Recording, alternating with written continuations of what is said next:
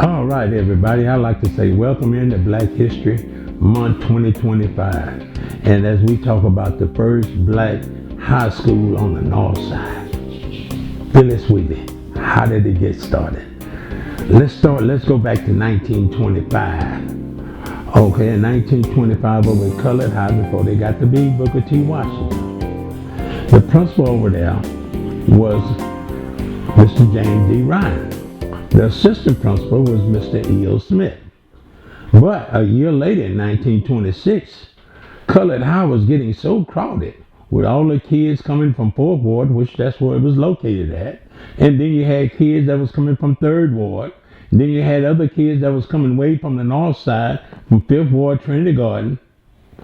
And they was all trying to get into Colored High, along with the kids from 6th Ward and 1st Ward. So Colored High was just getting too overcrowded.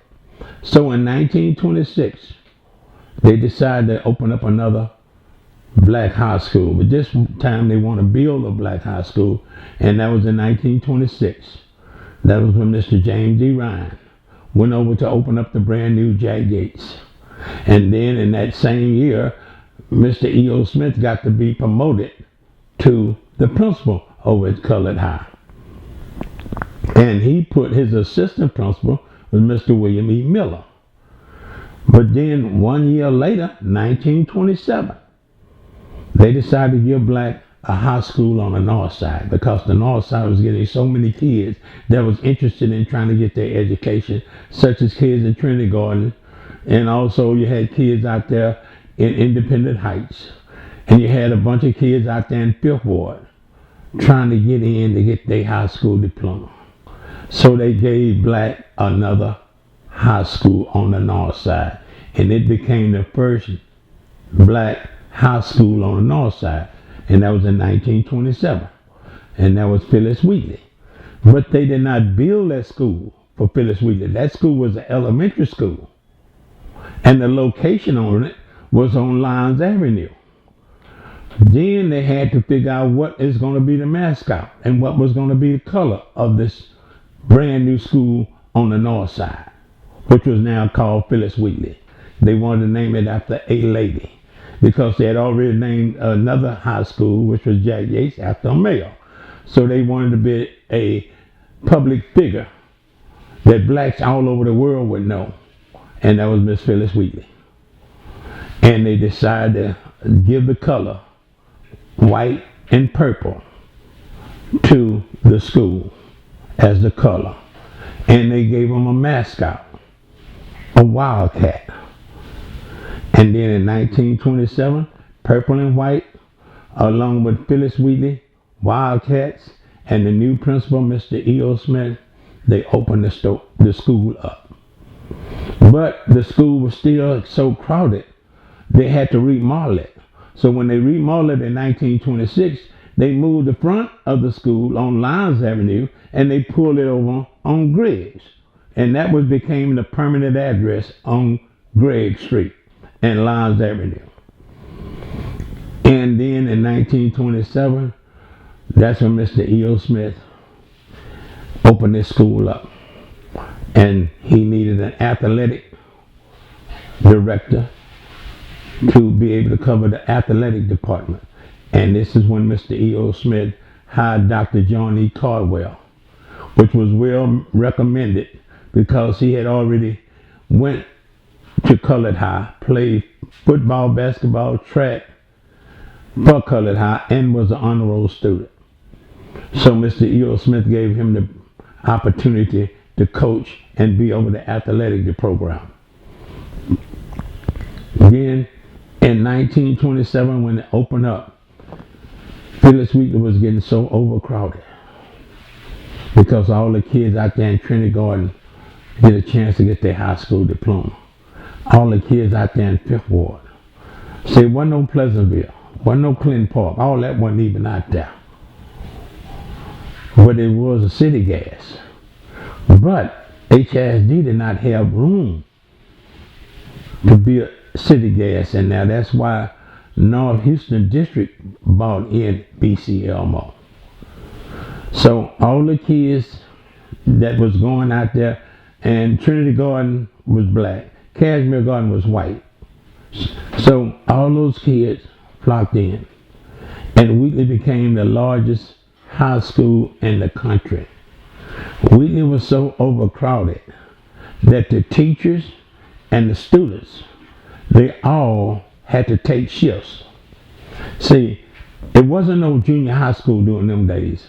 It went from the elementary school, from the first to the sixth, and from the 7th to the 11th.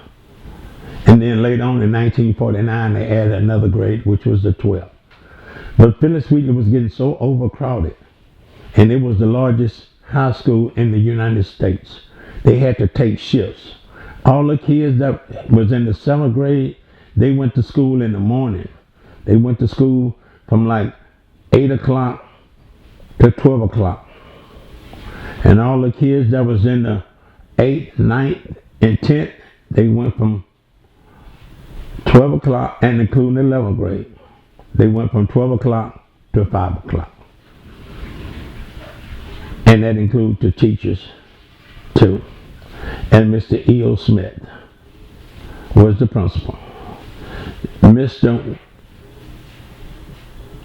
William Moore was a math teacher over there, which was hired by Mr. E.O. Smith. So in 1940, when Mr. E.O. Smith passed, and his health was getting bad, and then Dr. John E. Caldwell had already went to the University of Michigan and got his doctorate degree, and he moved up to be the assistant principal. And when when Mr. E.O. Smith passed, Dr. John E. Caldwell became the principal in 1940. And when he became the principal, he promoted Mr. He promoted Mr. William Moore out of the classroom and made him assistant principal over there at Phillis Wheatley. And 10 years later, in 1950, like I say, Wheatley was getting so overcrowded, they had to build them a senior high school. So in 1950, all the kids that was in the 10th, 11th, and the 12th, they all transferred out to the new Phillis Wheatley, which was at 4900 Market Street. And when they transferred out there, all the kids that was in the 9th, 8th, and 7th, they became part of the brand new junior high school for blacks. See, they had a elementary junior high, and that was Harper out in 6th Ward. It went from the 1st grade to the 9th grade. And then they also had a elementary junior high out in Studewood, which was Independent Heights, which was Burroughs. And it also went from the 1st grade to the 9th grade. But now we getting into Phillis Wheatley. And when it opened up in 1950 out there on Market Street, that took some of the load off of the kids, where they didn't have to take shifts to go. Because now, for you to go to the Phillis Wheatley on 4900 Market Street, you had to be in the 10th grade, 10th, 11th, and 12th. And everybody in the 9th, 8th, and 7th, they stayed over at E.O. Smith. And Dr. John E. Caldwell, when he bought in the new Phillis Wheatley, and it was at that particular time, it was the first black senior high school, because Jack Gates and Colored High was still from the 7th to the 12th. But then when Mr. E.O. Smith took over Phillis Wheatley in 1927, they renamed Colored High and they named it Booker T. Washington, because most of the black leaders didn't like this colored thing, and they wanted to name it after a black person, still a individuals, or still a group or a race of people, like they used to call us colored people. But we had black leaders such as Mr. Richardson, which was the first black to have a newspaper, which was the Houston Informer.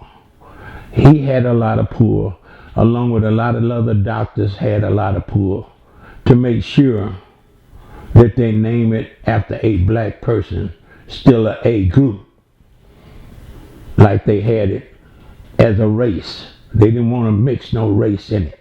They wanted to name it after a person, just like they did Jack Yates.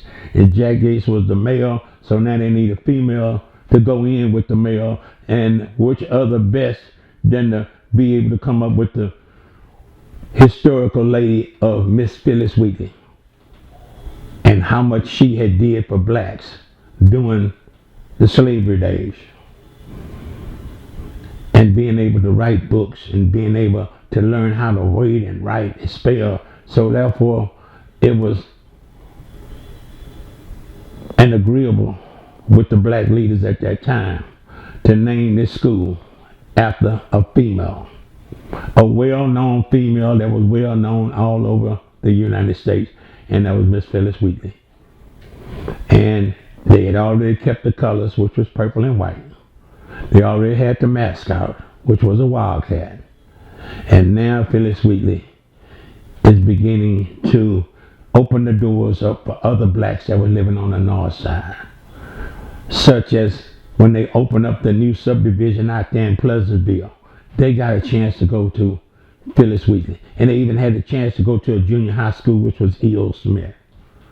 And a lot of kids that didn't feel comfortable that living out there in Clinton Park, they wanted to go to HISD school, which was Phillis Wheatley and E.O. Smith. And then the kids that was living out there in Fidelity Manor, which is on the other side of Clinton Park, they was busting into Galena Park District. They was not part of HISD District. So was the kids out there in City Gas. They were not part of the HISD District. They were part of North Houston District. You know, and North Houston District had nothing but white schools, which is Smiley. But now, as we talk about Phillis Wheatley, and when Dr. Caldwell came in, and he know that he had already hired Mr. Coach, which we would call him Coach Griggs, to be able to run the basketball program. Colin Briggs. And he had already hired him as soon as 1948 to take over the basketball program. And Coach Colin Briggs put the basketball program on the map. Even in the 1950s, from 1950 to 1960, Phillis Wheatley won 8 state championships. I didn't say they went 8 times, they won 8 straight. From 1950 all the way up until 1959. And the only reason why they didn't win in 59 because Cashmere opened up, and a lot of kids that was in 5th Ward, they had to go to Cashmere. But Phillis Wheatley have always been part of a high educational school, such as Barbara Jordan, Mickey Leela, L. Franco Lee. All of these was part of Phillis Wheatley. And one of the reasons why when they built Phillis Wheatley, they didn't know how blacks, when they built the new Phillis Wheatley on 4900 Market, they did not know how blacks would be able to treat that school. They didn't know if blacks were going to tear the school up or how blacks were going to act, because they felt like people on the north side, they was a little different than the people on the south side. And why they felt that way? Because they felt more comfortable with 3rd Ward than they did 5th Ward. And plus, 5th Ward had most of the blacks in 5th Ward was not a yes person. They was the type of person that they spoke their mind, and whatever it take, they wasn't going to get mistreated. And they wasn't the Uncle Tom type people. And they had a very, very, very hard as far as trying to make sure that white people would not take advantage of them. They would stand up for themselves. They wasn't the type of blacks that would go along with the program. That's the reason why they thought blacks would tear that school up. And when Dr. Caldwell went over there to open that school up, man, the school was so clean that the white people couldn't believe it. They could not believe black people was that clean and that organized and that smart, because they knew that Dr. Caldwell was there, but they didn't think he had enough intelligence to help train these, what they would call, I hate to say it, but it is what it is. I'm just telling you how it goes, how they felt about the blacks on the north side. And even some of the blacks on the south side. They felt like they was not civilized. They were country. And they wasn't part of the downtown clique, because they didn't have the church that Third Ward had with Antioch. Sure, they had Rosehead. Sure, they had missionary churches out there. But, what I say, Methodist churches. But, they did not have the bourgeois type blacks like they had in Third Ward. That's why they thought they were going to tear that school up. And when they went by there to inspect that school, and Dr. Caldwell and Mr. William Moore had that school just as clean as any other than white schools, that's when white people started looking at Phillis Wheatley different. That's the reason why this LBJ made sure that he got a chance to try to meet up with Dr. Caldwell at the Space Center. That's the reason why when Barbara Jordan got retired out for the Senate, she was well recognized by Lady Bird Johnson. In 1950, when they opened up the new Phillis Wheatley, 4900 Market Street, Dr. John E. Caldwell was the principal, and he took Mr. William Moore over there with him. And it became the first black senior high school here in Houston. And the standards were so high over here at 4900 Market Street and the brand new Phillis Wheatley in 1950 that the white school board could not believe that blacks could keep a school up as clean as they was keeping up Phillis Wheatley out there in Fifth Ward. They didn't think the blacks in Fifth Ward was that much intelligent to keep up a school, keep it clean and keep it organized the way Dr. Caldwell had that school. It prompted a new attitude towards the white school board of HISD towards Phillis Wheatley. And they knew then that Phillis Wheatley was a school that believed in their academics. And they also believed that Phillis Wheatley and the kids in Fifth Ward was not like what they were seeing on the news as far as the bloody Fifth, like down there on Lyons Avenue and Jensen Drive, Pearl Harbor, where they used to call the bloody Fifth, and blacks wasn't as violent as they thought. Because of why Mr. William Moore was assistant principal and Dr. John E. Caldwell, they were strict on discipline, cleanliness, and education. And you know Dr. Caldwell believed in athletics. That's the reason why when he left, Coach Conte came over. And Coach Conte coached it Billy Matthews along with Frank Walker. That's why when Coach Conte, which was part of the Jack Gates family, when he retired, they moved Frank Walker up to be the head coach of the football program. And later on, when Cashmere opened up in 1957, Dr. Ira Bryant opened up Cashmere, he asked Dr. Caldwell, could he take Billy Matthews, which is already over there at E.O. Smith. Could he take Billy Matthews to be the new football coach over there at Cashmere High School? But as we talk about the history of Phillis Wheatley, and when they was the first black senior high school, because the rest of the schools, Yates, Booker T, Cashmere, and later on Worthing, they all was junior, senior high schools. In fact, when Worthing and Cashmere, they didn't get opened up until later. Cashmere fed out the overlaps that was at Wheatley. Worthing fed out the overlaps that was out there at Yates in 3rd Ward. But Wheatley was still overcrowded. And they was begging HISD to build another high school for the kids out there in Trinity Garden that would help some of the load off of them. And some of the other kids that were living on the other part of 5th Ward that was crowding into Phillis Wheatley at 4900 Market.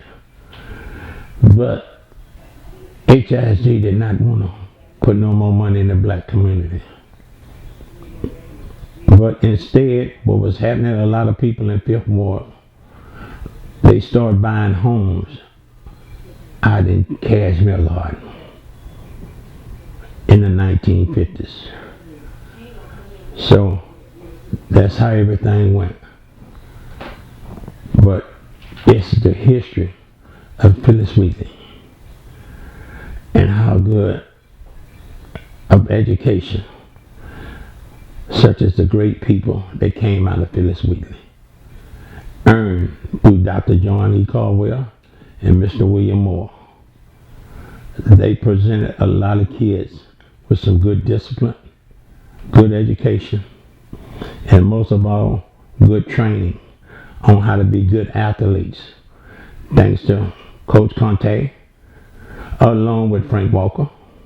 And you cannot forget about Coach Colin Briggs, who helped guide Phillis Wheatley from 1950 all the way to 1959. For 10 years, Coach Colin Briggs won 8 state championships in basketball. Phillis Wheatley was the first school to get recognized by a top 10 college and got a scholarship, and that was Dr. John E. Caldwell's son, John Caldwell Jr., who was the captain of Phillis Wheatley basketball team in 1949 and 1950, along with the great Coach Carr. Jackie Carr also was on that basketball team of the 1950s. I mean, he was on the 1948-1947 basketball team. But he still was coached up under Coach Colin Briggs. And Wheatley became the first school to get recognized by a major college, which was the University of Michigan Wolverines, when they gave a basketball scholarship to the first black to play basketball for the Michigan Wolverines, was John E. Caldwell Jr. But what happened? 1958, 5th Ward went into chaos. Why they went into fake chaos? Because they took the leadership of Dr. John E. Caldwell, and took it out to 3rd Ward to open up the new Jack Gates. And everybody in Phillis Wheatley was so in an uproar, they felt like Dr. Caldwell had betrayed them. They felt like Dr. Caldwell had turned their back on them. But they don't understand. HISD did not want William Holland to come over there to open up that school. So therefore, they told Dr. Caldwell, they didn't ask him, but they told him to go over there to open up the new school out there in 3rd Ward, which was Jack Yates. And when he did not want to do it, they even threatened to send him back to E.O. Smith to open up that school. to open up, but they demote him. And Dr. Caldwell, he bleeded purple and white.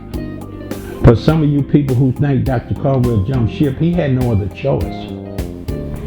Because he was willing to take a demotion to go back to E.O. Smith.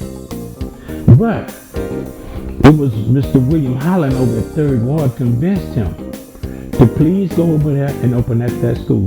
Because if he don't take that job, them white people on HASD school board, they gonna bring some Negro from out of town, and he ain't gonna be nothing but an Uncle Tom, and he ain't gonna do nothing for us blacks. He gonna be on their side. So he begged Dr. Caldwell to please go over there and help the kids out there in 3rd Ward to open up the new Jack Gates. And he also told Dr. Caldwell, you don't have to worry, because William Moore knows, you taught William Moore everything he knows. So when you leave Phillis Wheatley to come open up the new Jack Gates in September 1958, Phillis Wheatley will not miss a beat, because William Moore knew the program. William Moore knew the program when Mr. E.O. Smith was the principal. That just let you show you Wildcats how strong Mr. William Moore was. So when he took over that job for Dr. Caldwell in September 1958, Phillis Wheatley just kept going straight on up. They kept going straight on up from Mickey Leland to L. Franco Lee and on and on and on. But as we close this out, this Black History Month, we want to recognize our first black senior high school, Phillis Wheatley, 4900 Market Street. As they get ready, have already celebrated their anniversary. It was 1950 when they opened up this school, this Phillis Wheatley, 4900 Market Street, which is the senior high school, have celebrated 65 years.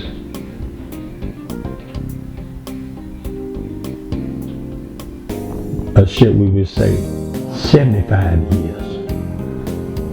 As we celebrate 75 years of Phillis Wheatley, opening up the first senior high school here in Houston, Texas. 4900 Market Street, Phillis Wheatley. Congratulations, 75th anniversary, Black History Month, Phillis Wheatley. Thank you, Phillis Wheatley Wildcat, for showing how much you believe in this school, for showing that your veins bleed purple and white.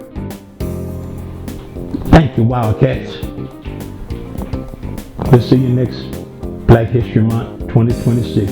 And remember, we're only 2 years away from Phillis Wheatley celebrating their 100th birthday. Phillis Wheatley opened up in 1927. They'll be celebrating 100 years year after next, 2027. We hope that we'll be around to congratulate our Phillis Wheatley. Phillis Wheatley, 5th Ward proud, Wildcats for life. We bleed purple and white. God bless you.